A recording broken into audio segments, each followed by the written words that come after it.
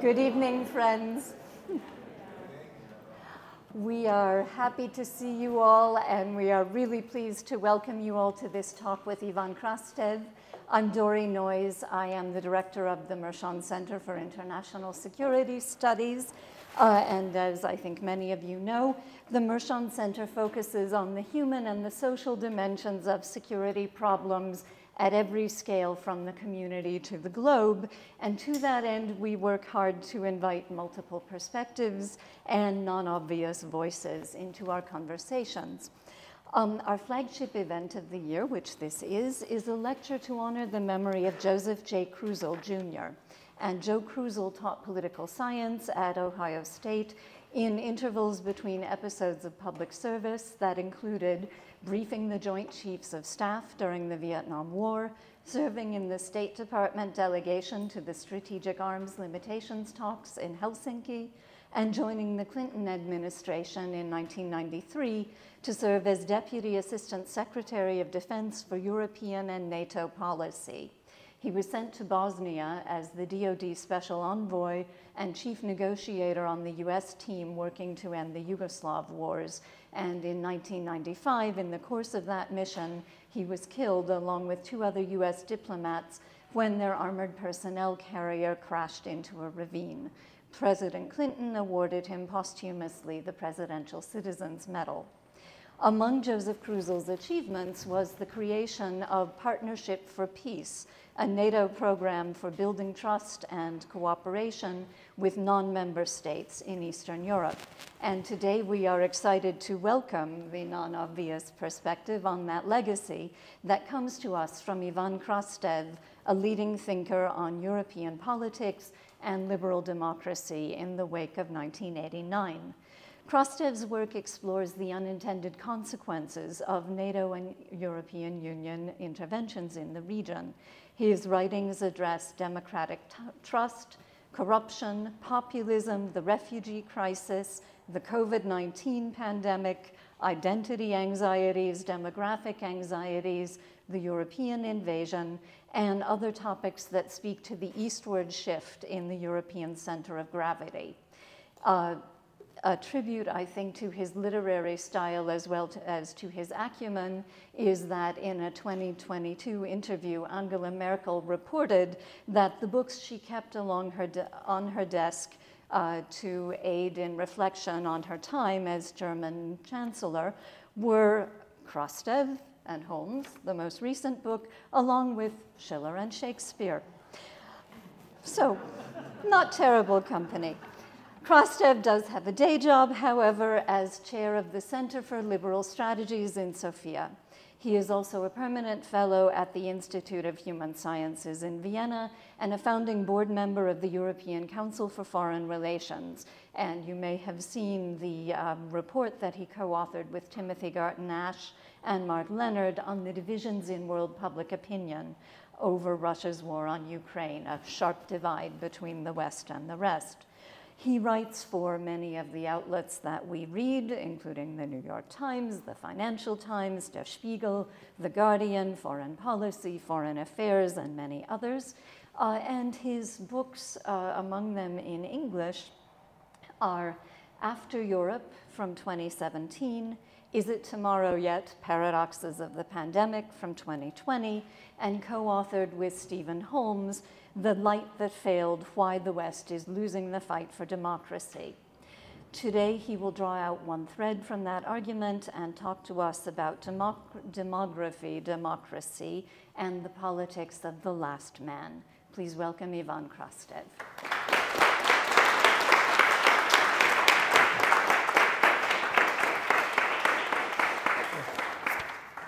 Thank you. Thank you very much for being here, and thank you for the opportunity. And it's really a great opportunity for 3 simple reasons. This is my first visit to Columbus, so this is already an event for me, not for you. But secondly, having speak in the memory of somebody who was teaching political science here and then went to my part of the world and died there in order to stop the war, allows me also to tell something that was bothering me for a while.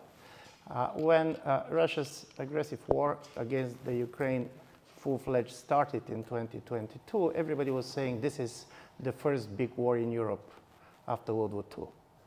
But in fact, it is not true. And why the Yugoslav war has disappeared from public imagination is a question which is worth asking. And it was worth asking because in a certain way, it has something to do with the fact that Yugoslav wars were perceived at the moment when they happened as the ghost coming from the past. The idea was it was not about Europe. In a certain way, this was not the war that you really fear is going to spill over. Balkans is Europe, but not 100%.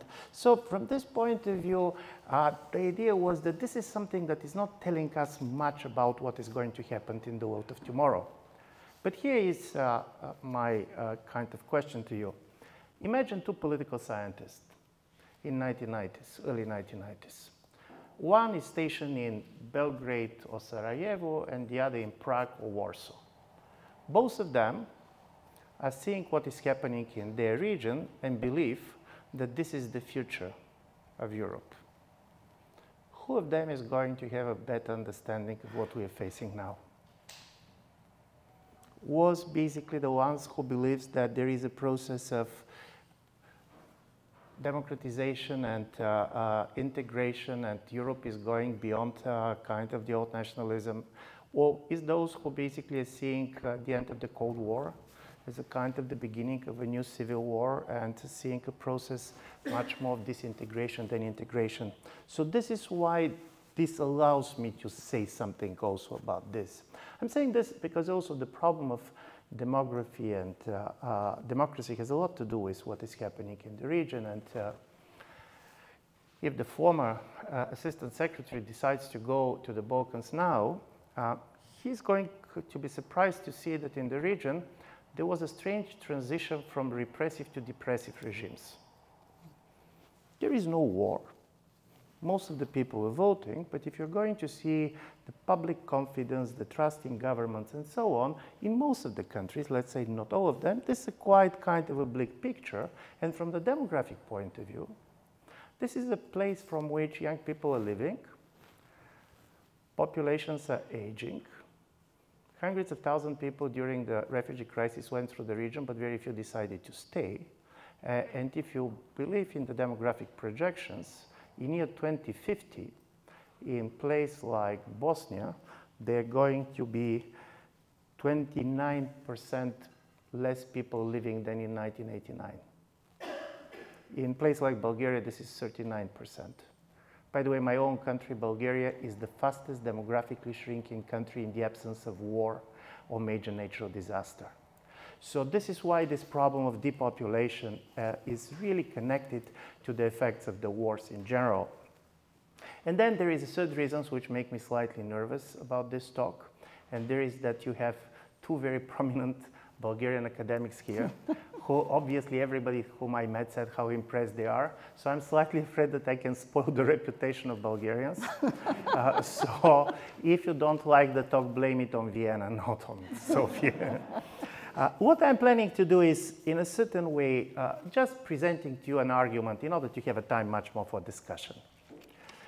And this argument is, I'll try to introduce by telling you the plot of a novel that was published in Bulgaria just in the days of the COVID. And this is not a great novel, we discuss it, it's a satirical novel, but it is going to allow me to make these three major arguments that I want to make to you. And the novel starts with a 92-year-old man dies in a remote village somewhere in Bulgaria. The village dies with him because he is the last one living there. And by the way, every month in Bulgaria, a village is dying. And this is going to be in real life a non-event because of the fact that, as I said, we see a lot of loss of population there, but because he dies in a novel, his death becomes very important. One, because he was the person, after his death, Bulgarian population went under 7 million. And in 1989, Bulgarian population was around 9 million. Let's not go to the figures. As a result of it, The death of this old man triggered an incredible moral panic. Basically, people said, we are disappearing. Our nation is going to die. The idea of the mortality of the nations comes at the moment in which, in places like the Silicon Valley, people are much more obsessed with the immortality of the single individual. And the president starts really to feel under pressure because he's very much blamed for the loss of population. Of course, there is an economic part of it. And normally, you can expect that he's going to say, I'm going to open basically the borders and we're going to allow some migrants to come. But the president was elected during the refugee crisis and he has promised that not a single foreigner is going to enter the country. So Bulgaria for the Bulgarians, but there is no Bulgarians. And what you're doing at this moment, and he starts to fear that he's going to lose the elections. And in this moment, this is the good about academic work, a group of anthropologists discovered somewhere in Central Asia a small tribe which basically fits anthropologically to what Bulgarians used to be.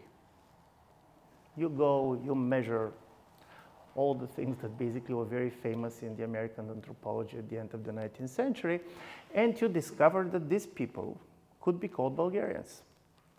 And then the president decided that this is the moment when the miracle is happening. And what he'll do, he basically is going to give all these people Bulgarian citizenship. First, it means that now Bulgarian nation is going to be 7.5 million. Secondly, all of them are going to be Bulgarians. And because they're coming from an authoritarian tradition, they promised to him that all of them are going to vote for him. So everything works well, and basically this was going to be a happy end both for Bulgaria and to the president. But what happened is that the moment all these Bulgarians got their citizenship, they didn't wait for the day of the voting to come. All of them left their country and ended in Germany and France. So this is the story. And as I said, this is not the greatest literature that I have sent, but this book basically is touching on three questions that I find quite interesting when we're discussing these issues. First, the centrality of demography, and particularly the fear of depopulation in the political imagination of the nations, and to what extent, basically, this is shaping political position, political ideologies, and to be honest, extremely important for the political identity of part of European rights. Bulgaria and Eastern Europe is a great example for the fact that also we are talking about the small nations that have all reason, basically, to fear that they can disappear. When you start to have this fear of disappearing, you should not go to Google, because if you go to Google, you're going to understand how many things have disappeared. Languages, tribes, states, empires. So suddenly this idea of the mortality of the human being, but immortality of the nation that is taken for granted in our tradition could be questioned easily. So this kind of a centrality is important because while demography was always interesting to political scientists, and of course, anybody who has been doing any work of political science knows that the age structure of the population, the size of the population is critically important for anybody who is really trying to understand the politics, and the birth rates, wars, and so on are very well known.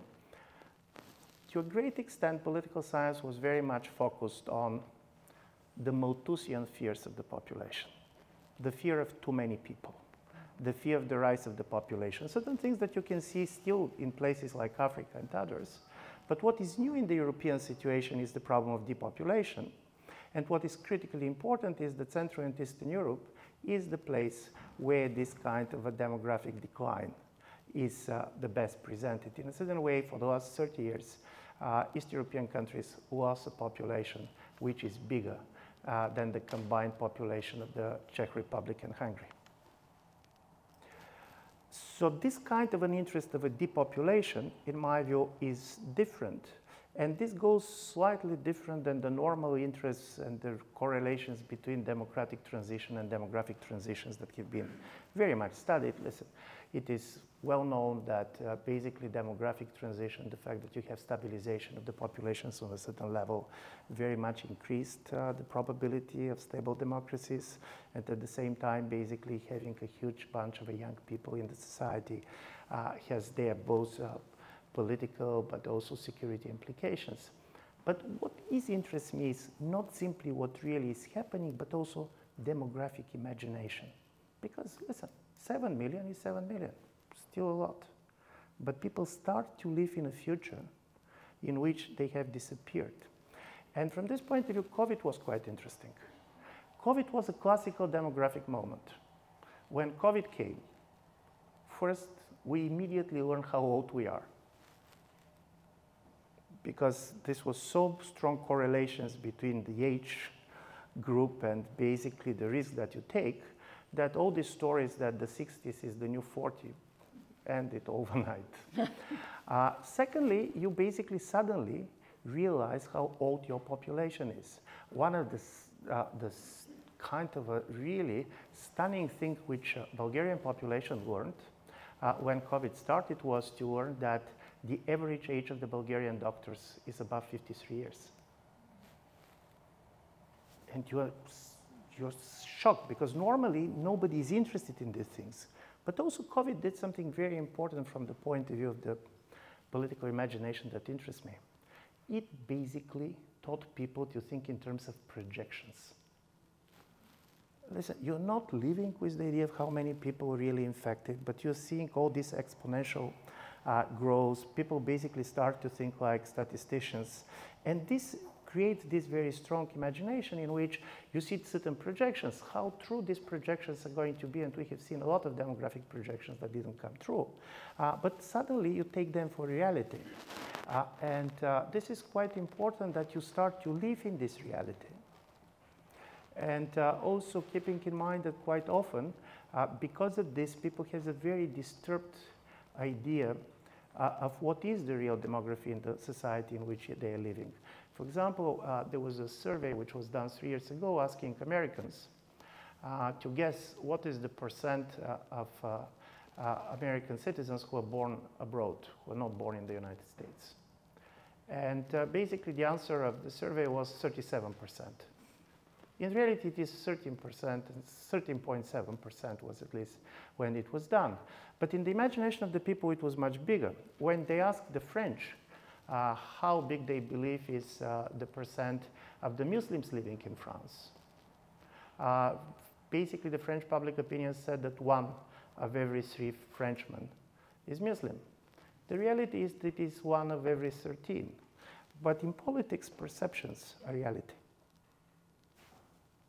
You cannot basically teach people statistics. You are not going to teach them about these figures, because part of this story is that this is kind of the future in which people are living.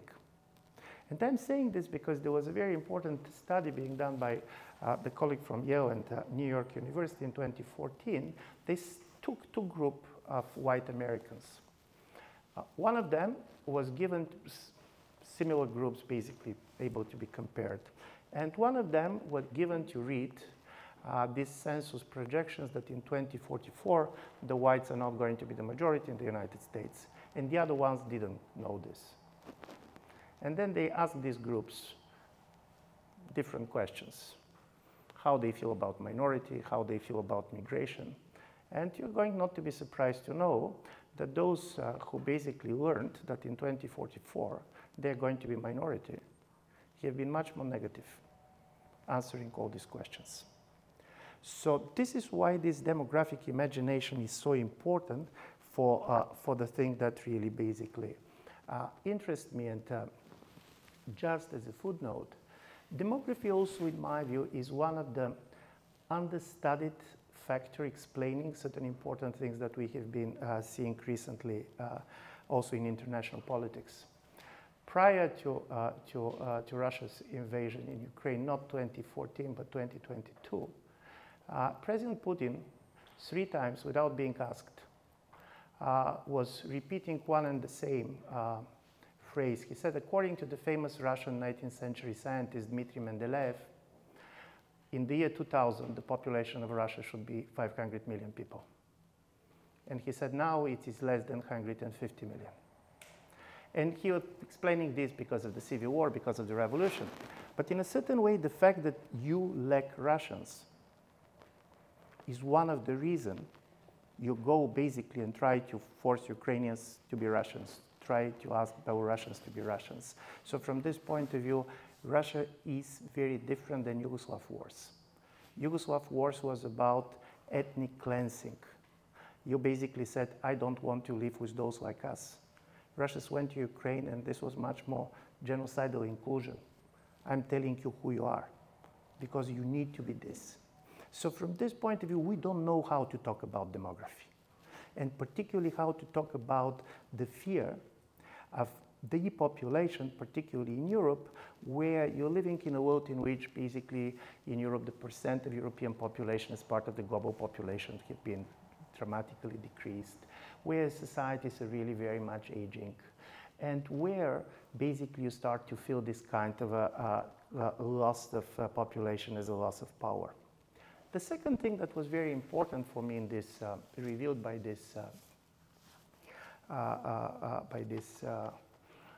book is that when you look what the president is doing, and when you decide that he's going to give 500,000 passports in order to win the elections, you're reminded of a famous Bertolt Brecht poem, who in 1953, when the Soviet troops basically decided to crash the East Berlin riots, wrote a famous poem in which he said, if the government is so disappointed with the people, why the government decides not to elect another people? The fear that government can elect people is present in any democratic politics. And listen, democracy is a number game. And power changes when people change their mind, but power changes also when the population changes. And you can see this very much in the cases in which how the electoral politics, for example, change in places like Israel after the major kind of emigration of the Soviet Jews, how basically German politics have been changed after the unification. So when you have a new big group of people, be new generation, be because of the unification kind of a certain, this is affecting democratic politics. So the fear that government can use the situation of a demographic decline combined with a situation in which basically movement of people on a global scale is much bigger is one of the major fears that basically you're going to see on the political right. And here comes my, my major argument, which I want to present to you, which is slightly simplified to make it kind of more clear. But my major argument is that in order to understand European politics today, it is not enough to go in the old definition of the left and right, but you to try to see this as a clash of two different extinction rebellions. On one side, on the left, you have basically the climate activists and the younger generation who basically believes that if something dramatically is not going to change, they're going to be the world without us, and us means humans. And on the right, there is a kind of a demographic rebellion, who basically said if something is not going to be changed dramatically, they're going to be a world without us, and us means us Bulgarians, Hungarians, Poles. In Eastern Europe, this is very strong for very important historical reasons, and I'm sure that Teodora and others know much more than us. But in order to understand why East Europeans have been much more kind of sensitive to this type of demographic fears, it's enough to look two maps of Europe, ethnic and cultural maps. One is the map of Europe in the year 1900. And if you see the map, you're going to see two Europes. One is very ethnically and culturally diverse. And this is Central and Eastern Europe, the Habsburg and the Ottoman lands. And the other is much more ethnically homogeneous. And this is Western and Northern Europe, Germany, France. And then comes the 20th century. Comes World War I, II, comes revolutions, came major exchange of populations starting after World War I, going through the World War II, the destructions of the European Jews, and a major, basically, removal of different ethnic groups from different parts of the world. As a result of it now, if you look, basically, the ethnic map of Europe in the year 1990, you're again going to see two Europes. One is culturally and ethnically quite diverse, and this is Western Europe, where a lot of people came after the war, be it people from the former colonies, being gastarbeiters. The other is ethnically extremely homogeneous, and this is Central and Eastern Europe. In the year 1939, 1/3 of the population of Poland were not ethnic Poles. You have Jews, Ukrainians, Germans. In 1990, basically more than 95% of the population of Poland have been ethnic Poles. I'm saying this because the idea of ethnic homogeneity was put at the center of the identity of the Central and East European nation states after they had been created in the 20th century. And this happened even during the communist period, which otherwise was perceived as a very internationalist in its language.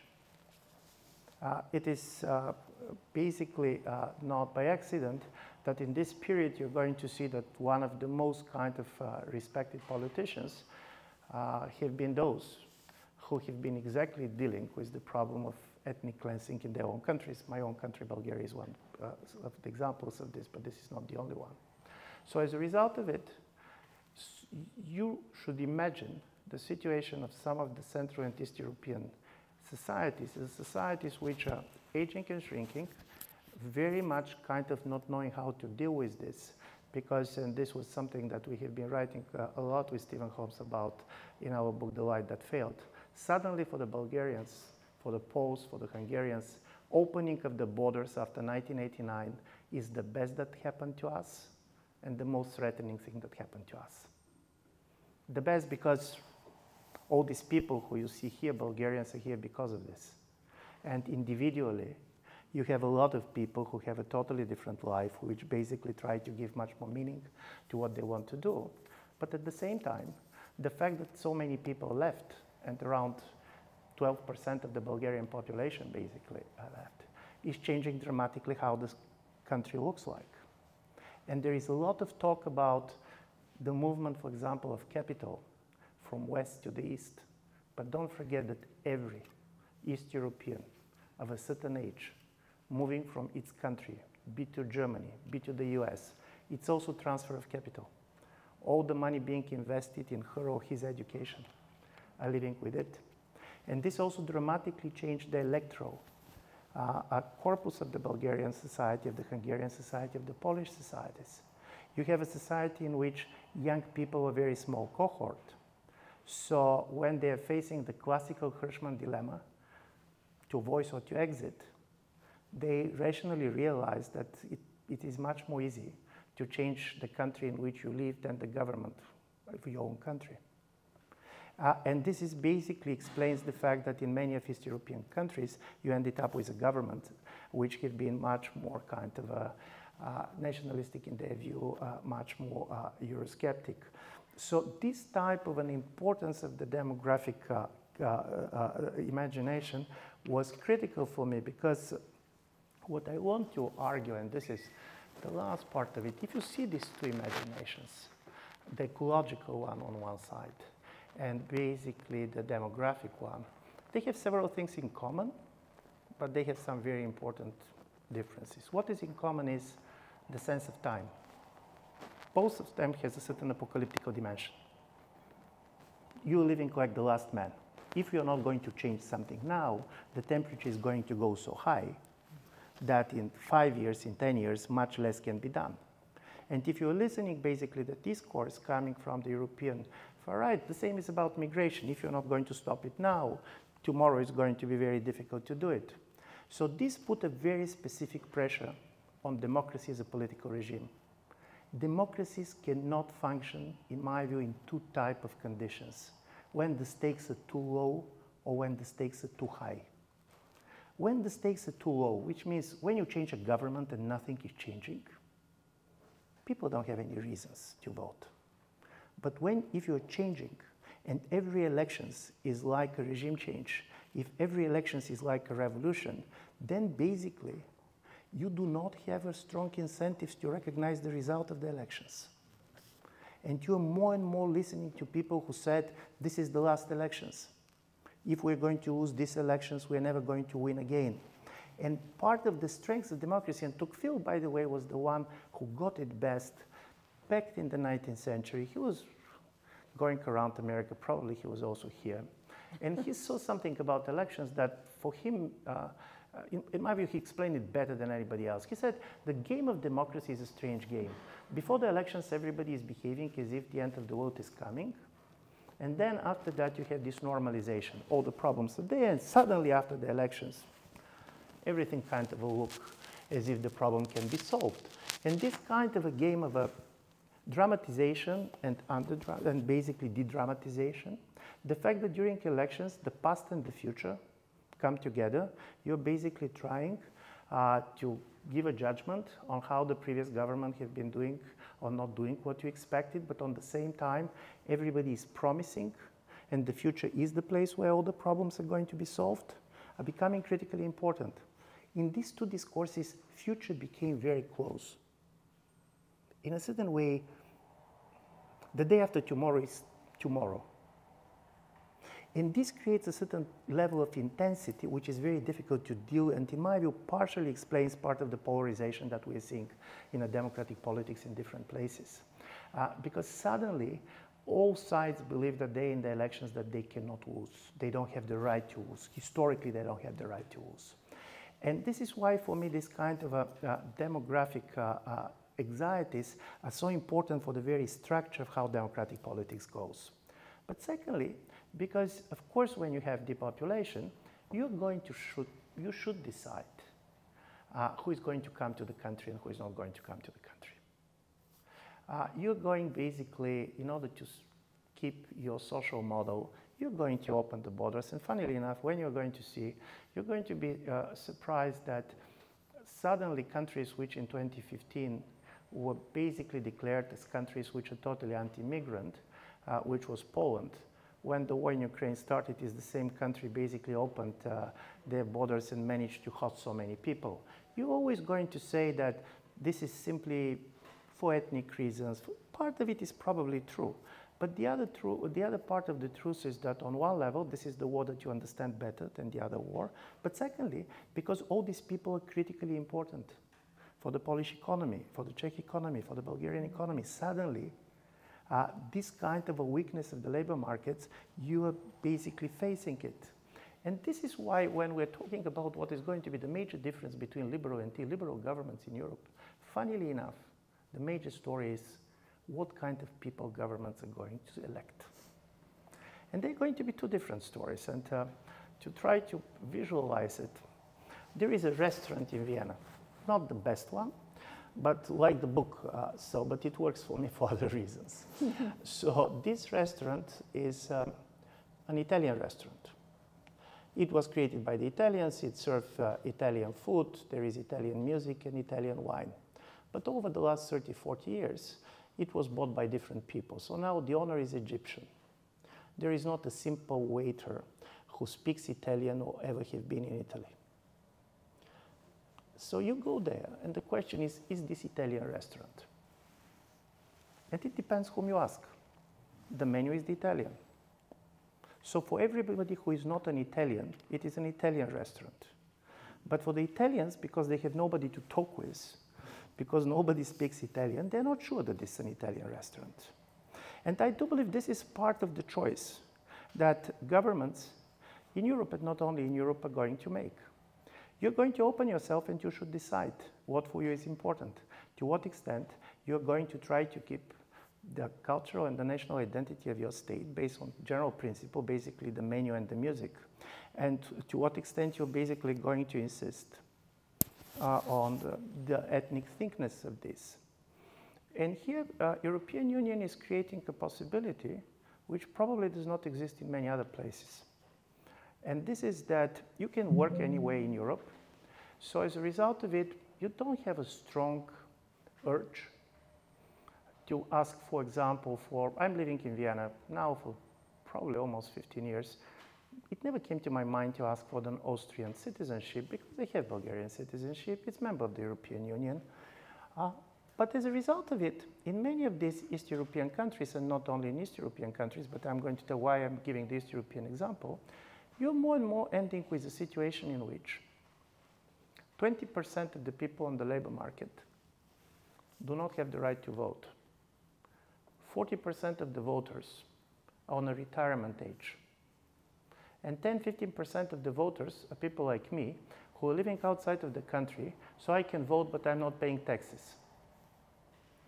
And the question is, what kind of problem such type of an electoral body can decide? How easy it is for the electoral body like this to basically decide on the major, particularly long-term questions that society is facing. And because this is not the classical story that people do not have political rights, you have political rights, and by the way, you have social rights.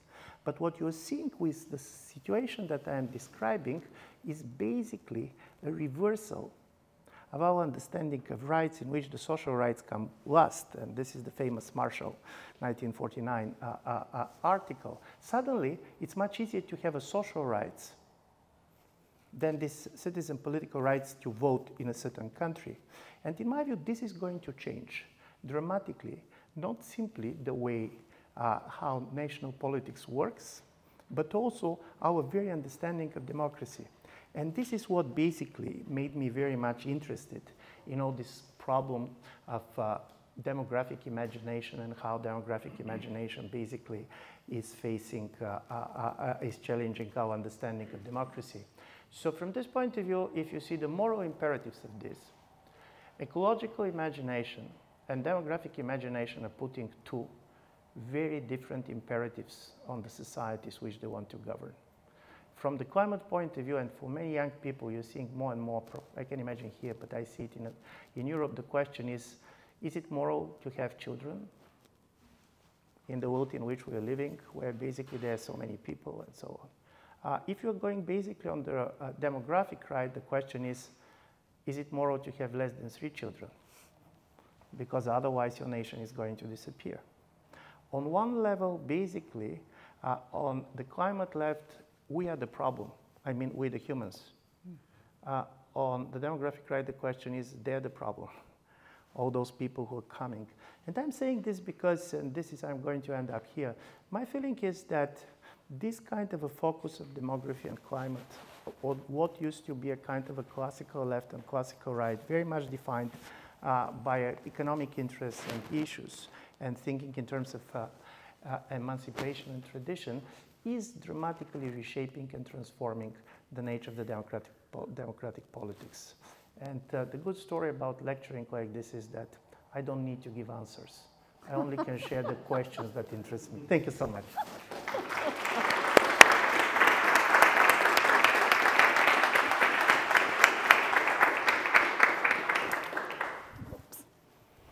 Thank you. Well, now you get to turn the tables on him because you get to ask the questions. We have plenty of time for discussion.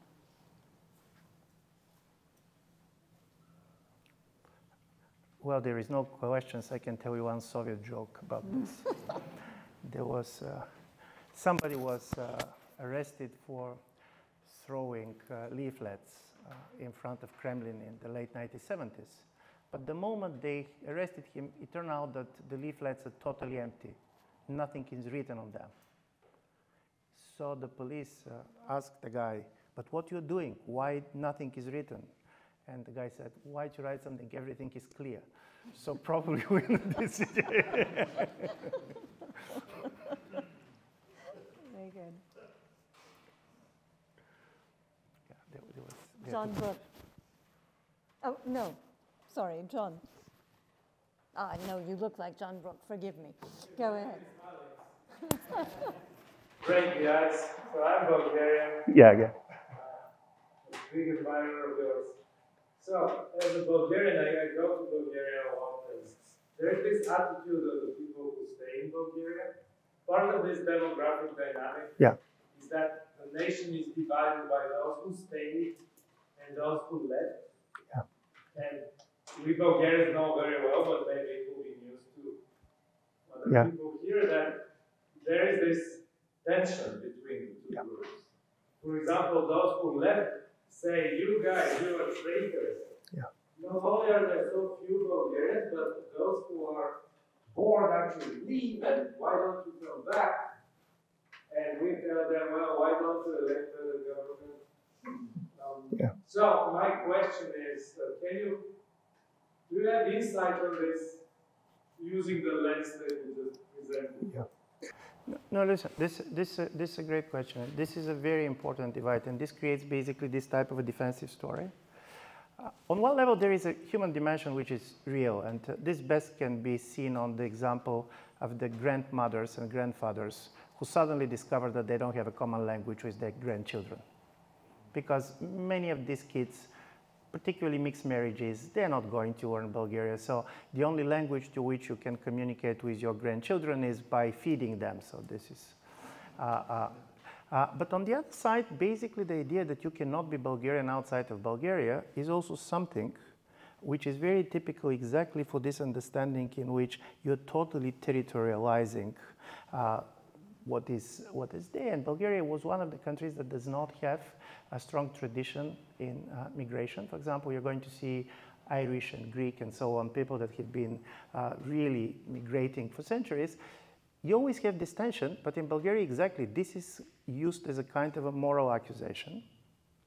Secondly, in the beginning, in the 1990s, the idea was that at least outside, you can have a legitimate success. So if you have basically made your money and basically became a professor in the Ohio University, it is real. Everything which is happening in Bulgaria is not real. And then suddenly this turned back. So the only thing that in a certain way starts to matter is the thing that you basically have achieved in the country. And I'm saying this because I'm going to give you one empirical example. Even up to 10 years ago, speaking a foreign language helps you being elected in politics. You go and you're telling people that I speak foreign language, I know the world. Now, if you don't speak foreign language, this is much kind of easier to be trusted because the idea is those who speak foreign language, they have an exit. If something goes wrong, they can leave. While basically those who do not have a foreign language, they should stay here with us.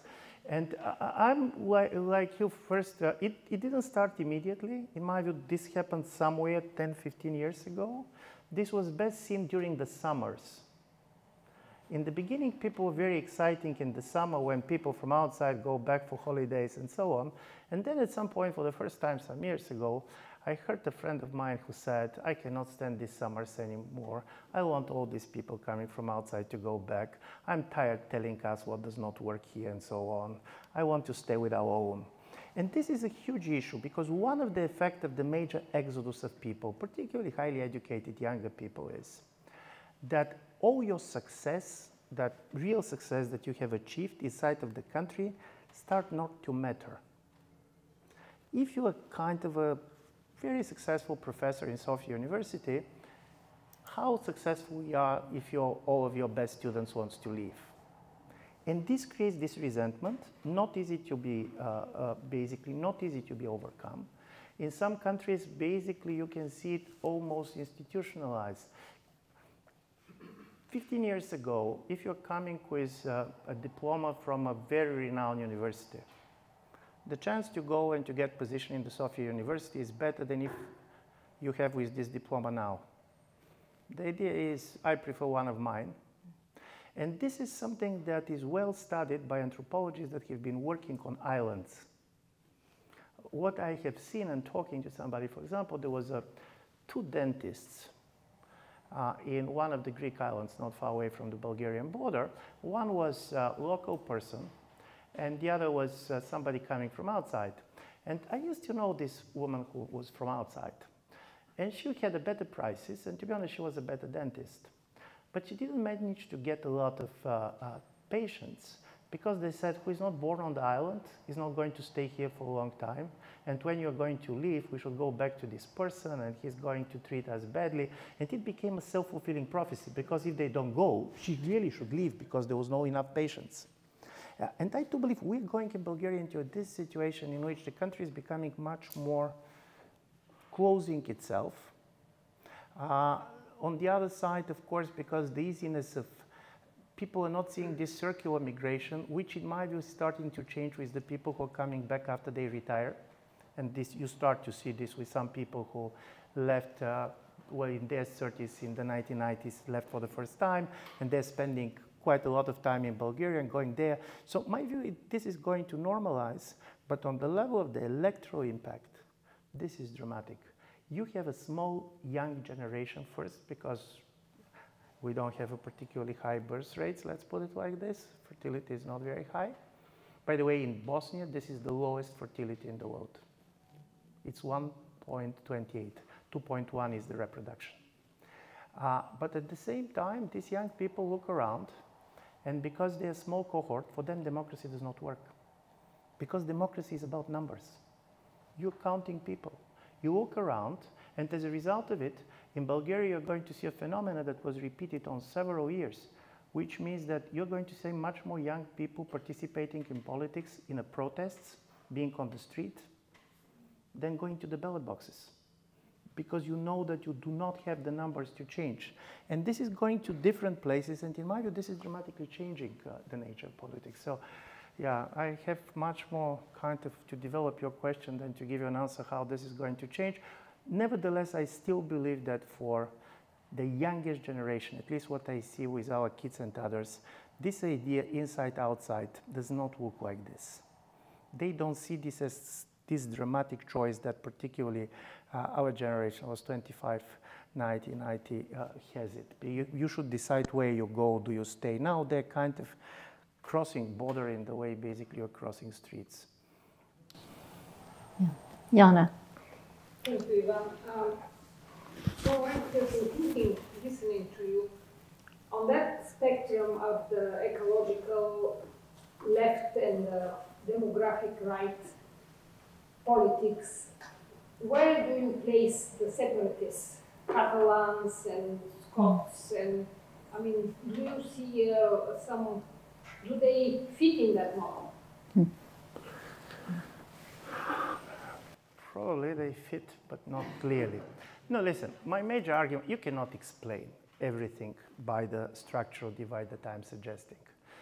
But what is really important for me is that because of this quite apocalyptic imagination, the level of intensity is changing and the idea of the future is changing. For me, future is critically important for any democratic politics.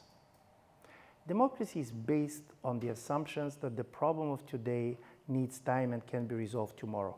This could be a wrong assumptions, but it allows the democratic system to function. If you start to fear the future, if you believe that basically the future is something that better not to come, the system is changing totally its objectives, and what is typical, and by the way, the Catalans, they share the intensity, the idea, if not now, but this is the two groups that you're going to see on the streets of Europe. On one left side is Friday for Future, the young people who also cool themselves to the streets and so on. And on the other side, you have a quite strong anti-immigrant masses. This is a genuine support, so this is not kind of a things that come from nowhere. Both of these otherwise very different type of fears and concerns, in my view, share this idea that if not now, we don't have the right to make a compromise today.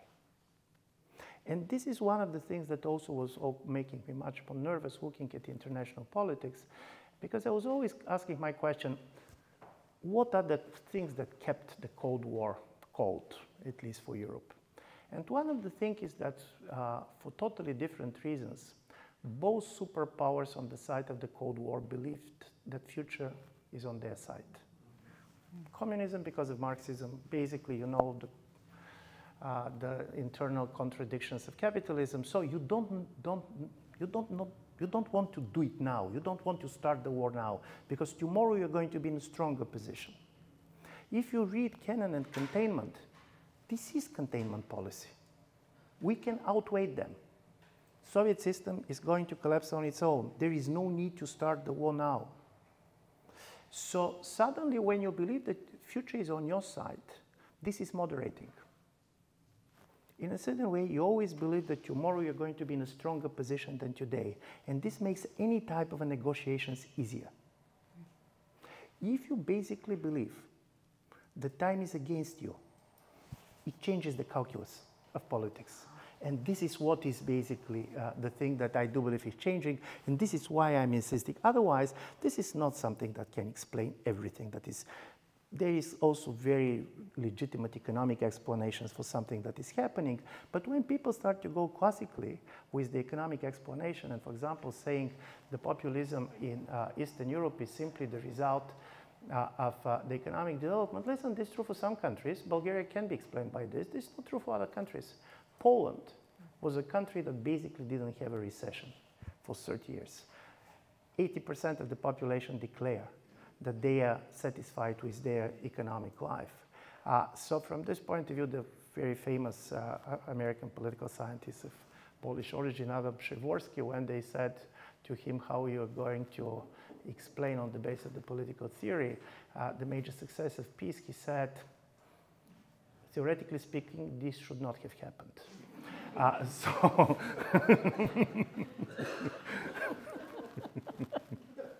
Rick, you want to be a political scientist for us? Political scientists talk about creation of a nation in terms of stories of peoplehood.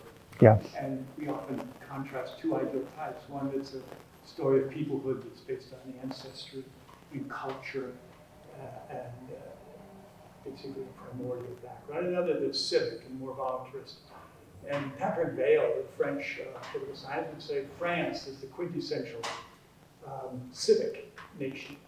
And 20 years ago, his books would have contrasted Germany as the quintessential cultural nation. It told a lot about nations in this regard.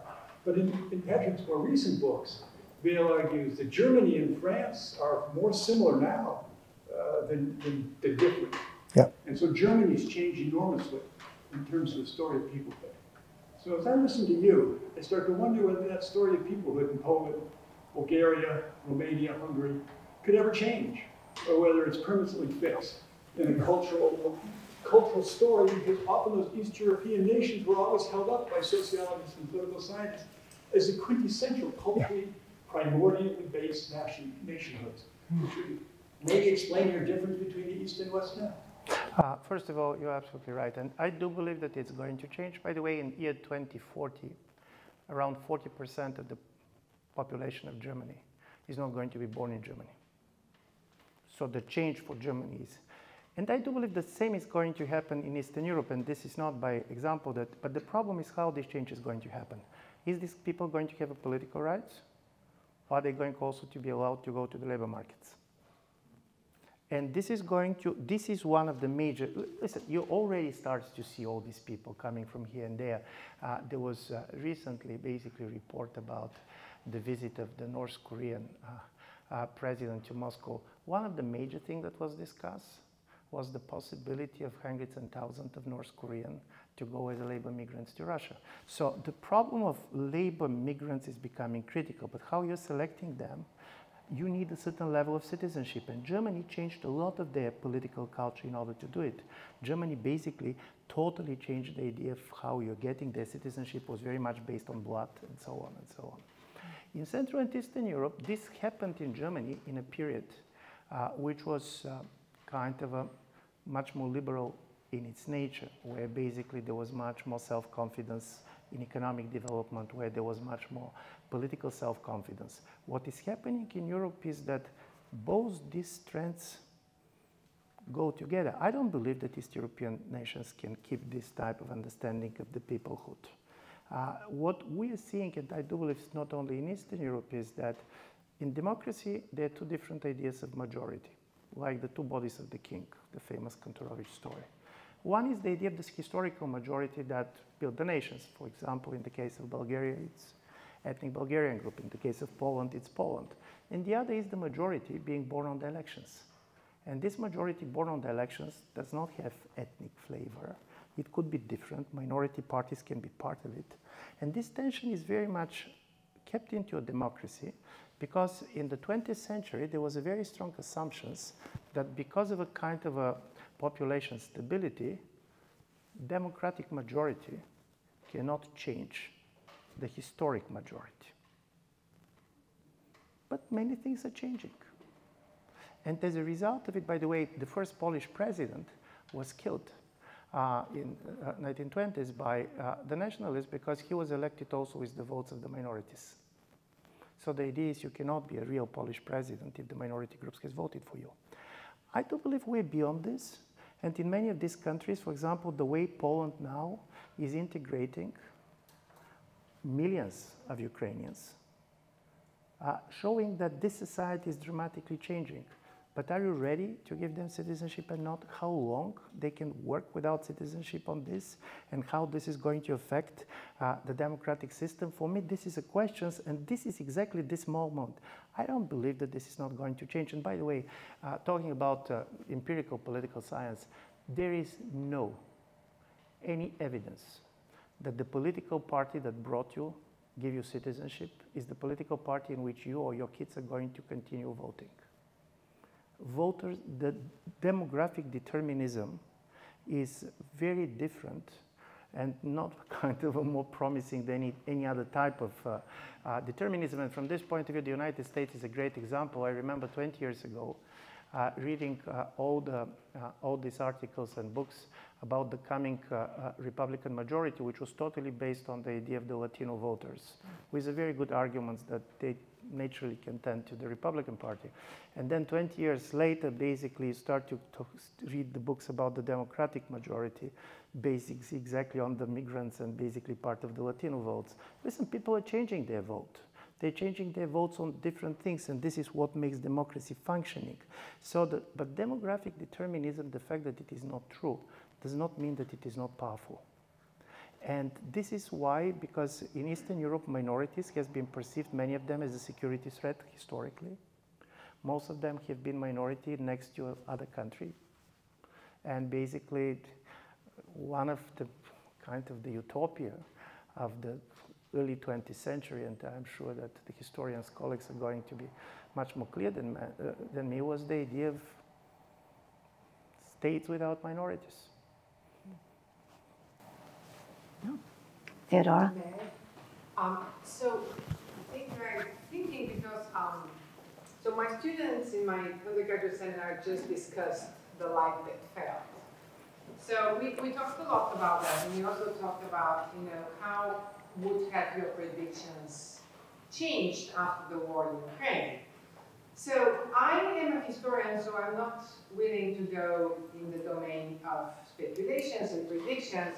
So I kind of want to look at the history of the present, in this present moment. And what struck me is, so in your book you said, authoritarianism is not an ideology. We actually discussed a lot of that. Is that so? Yeah. My students disagree. Okay. It would be interesting to have this discussion. Yeah. Yeah. But then I was thinking, right, several years ago, Fukuyama said, well, I was wrong about the end of history. But I am actually thinking that in the present moment, the end of history is real. However, the end of history in the present moment, the end of history is not liberalism. The end of history is nationalism. And also, if we go with your thought that what matters is perception, this plays very well with nationalism because nationalism is perception. It's a perception of community, and who gets to build this perception of community? Yeah. So, have we arrived at the end of history where our end of history is nationalism? But it was also the beginning of history, I mean, the modern one. And the funny story is, I had this conversation also with Fukuyama. The end of history is that basically you have a generation that basically treat all historical figures as their contemporaries. But this is not an accusation. In my view, this is a different type of sensibility. What we're talking particularly in the case, I don't believe that authoritarianism is an ideology because First of all, you have a different type of authoritarianism. And the Russian regime, from this point of view, is not particularly difficult to understand. One of the, again, historians here are going to be very welcome to disagree, but one of the paradoxes of the Soviet system was that Russians were trading power for identity. In order to be allowed to control everything in the Soviet Union, their identity was very vague. Anybody can decide to become Russian. There was the famous metaphor of Slezkin of the Soviet Union as a communal apartment. Everybody has their own room, but the Russians are controlling the bathrooms and the kitchen. So I'm saying this because in a certain way, if you go, always the number one of the Communist Party of Azerbaijan or Armenia or Georgia is going to be national. Number two is going to be Russian. And it was very important for the Russians to keep this power in kind of a system which was based on the idea of the nationhood, to try to keep the Russian identity as vague as possible. As a result of it, the only republic that didn't have a communist party of its own was Russia during the Soviet period. And this was also the only republic that didn't have a parliament of its own, like, by the way, England in the United Kingdom. As a result of it, when basically the end of the Cold War happened, and this is my also understanding of what we got slightly wrong about the end of the Cold War, now everybody is saying how it happened that Russia decided to get out of its desire to join liberal order. Funnily enough, I don't believe that Russia was ever interested to join liberal order. There was another country that wanted to join, and it was the late Soviet Union. And it was Gorbachev, because for him, joining the liberal order was that because of the strong anti-nationalist sentiment of the European project of the liberal order, this can keep Soviet Union together, even when the communist ideology cannot keep the country together. And from this point of view, he was not wrong. When President Bush Sr. went to Ukraine just weeks before the referendum, he told them freedom does not mean independence. And for very practical reasons, the fear of nuclear proliferations and others, American politics in 1991 and 1992 was not aimed at destroying Soviet Union. Not because of sympathy for the Soviet Union, but for other reasons.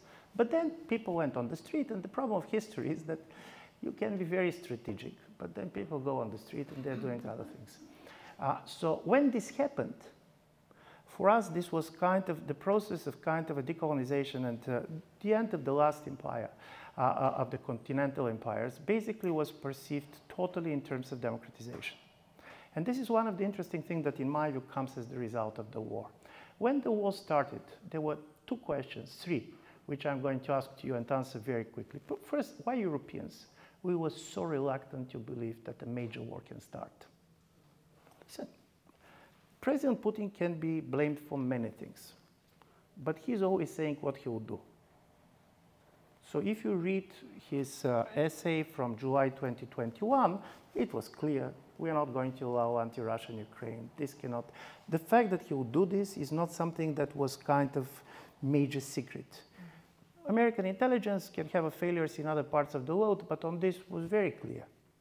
And nevertheless, by the way, both Ukrainian leadership and Europeans were not ready to believe it. Why?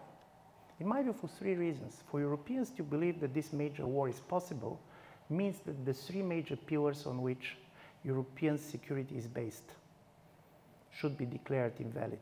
First, that economic interdependence is enough to secure peace. The fact that you're trading a lot with Russia is going to make Russia unwilling to start a war. You're trading a lot with them, and then basically they stop the gas. The second thing is that military power doesn't matter. After 2003 and after Iraq, there was a very strong and, in my view, legitimate argument on the European side that, okay, Americans were so powerful, so what they did, what they achieved. And then our idea was, in the modern world, military power doesn't matter. Everything that matters is economic power and soft power. When the war started, Ukraine has ammunition for 6 weeks, Germany for 2 days. So suddenly you're taking peace for granted. And in the moment you take peace for granted, but the second question, which in my view is even more interesting, is why everybody, both Europeans and Americans were sure that Ukrainians cannot withstand more than several weeks. And this is the problem of nationalism. Because we can talk as much as we want about democracy versus authoritarianism, but my argument is even if Ukraine was an authoritarian state but wanted to be sovereign and pro-Western, President Putin is going to attack again. It's not the nature of the regime, it's about the identity of the country and the people. But secondly, which is much more important for Europeans, Ukraine is a problem because it shows the mobilizing power of defensive nationalism. They're defending their borders, they're dying for their country, they're not dying for something simply abstract. And this is why this war is at one and the same time in Europe perceived as the European moment because it kept Europeans together, shocked them, but it is also a nationalist moment. And this is why I do believe that nationalism is back. It's not the same nationalism, but something that changed is that before nationalism was slightly glorifying. It was about expansion. It was about pride. Now this is the idea of the victimhood which is there. You're all the time trying to compete who suffered most. And the most unsufferable is somebody to come and to tell you that he suffered more than you. And as a result of it, I do believe we're seeing something which we have seen also in domestic politics. This is the rise of the identity politics on a global level. And international politics is forcing others to view you in the way you are viewing yourself. I'm going really to start a war on you in order to force you to basically take my narrative of what is going on and what is happening. And just one last in defense of Fukuyama. Fukuyama, in fact, his article, which became after that the book, is much more interesting than people believe. They never read it. And also it was written in April 1989. His article do not expect the disintegration of the Soviet Union. His article was about something different, that even the communist elites recognize the end of communism as an alternative. So from this point of view, for him, the end of history was very much kind of the disappearance of alternative ideologies. But where, in my view, he was wrong is the end of the fact that you don't have a universalist alternative does not mean that you cannot have a different nationalist alternative. And this kind of a collapse of this Cold War world, in my view, is also very clear in the way the other part of the world reacted to the war. We're saying this is decolonization, and they said, decolonization, white people now.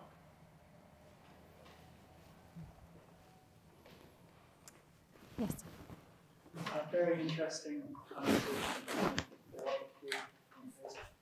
I'm going to comment on something that was coming to me now, so perhaps it's flawed, but with the new nationalism, whatever, end of history, how we phrase it, the idea of the new European identity.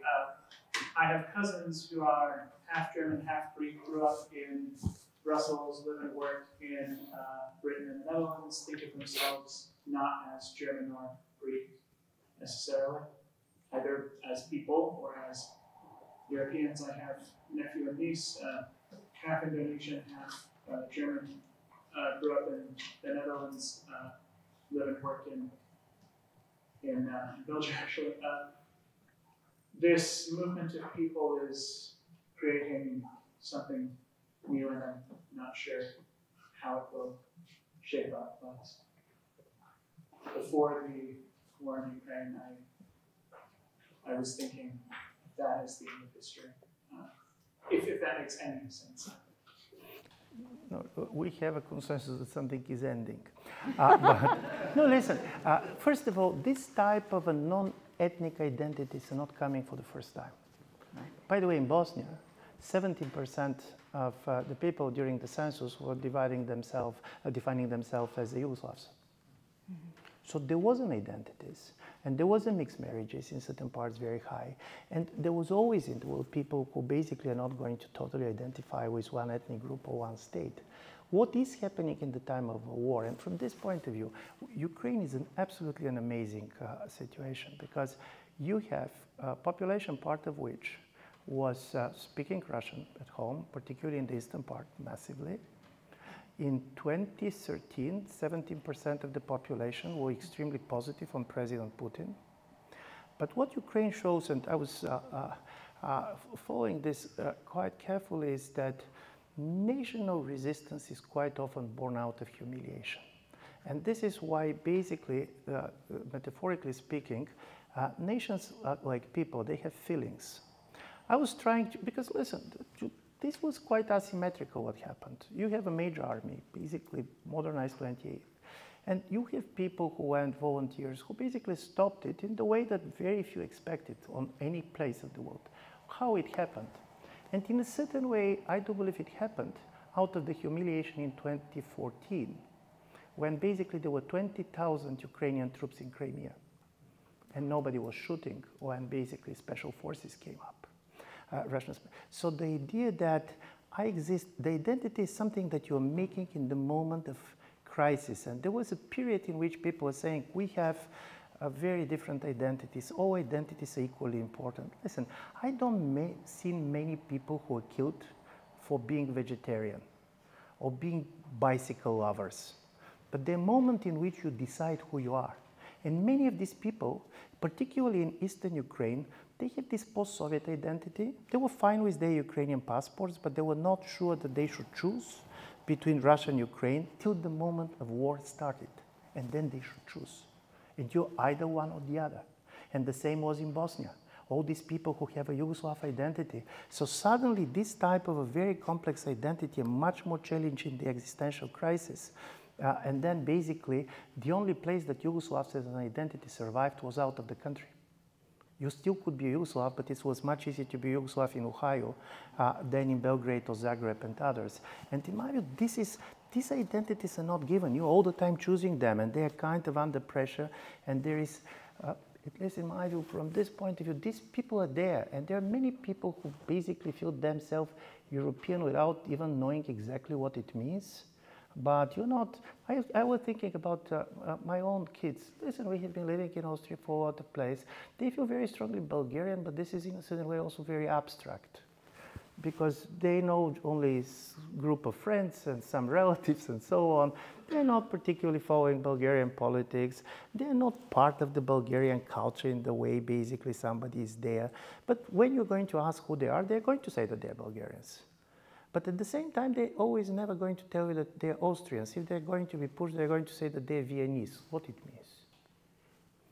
And I do believe all these kind of definitions can easily fly in a situation of a much more peaceful and open world. And it is the moment when kind of the existential threat is coming, the pressure on people to make kind of a binary choices is very strong. And this is kind of the world of what was the nationalism about? This was about this.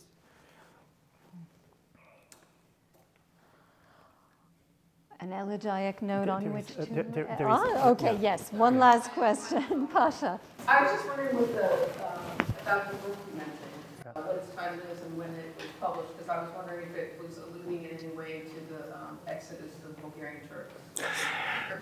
No, listen, the book, thank you. This is a question on which I can give a very precise answer. The book which I'm referring to, the novel, is by a Bulgarian author called Alek Popov. It is not translated into English. It is called Mission to Run. And this is a very satirical novel. Because in Bulgaria, also what you have is, at some point,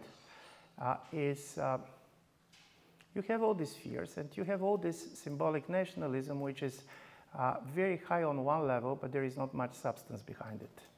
So you are really basically going to Central Asia to find, for example, you're trying to go, there was money of European Union to try to reconstruct some of the historical fortresses and so on. And it was done in a way which was really part of it quite funny in the way it was done and how it was told. By the way, this is quite interesting. In all of these countries, if you see kids in what kind of history they're interested, basically none of them show any interest to the modern history. For example, everything that starts with the National Liberation Movement and so on.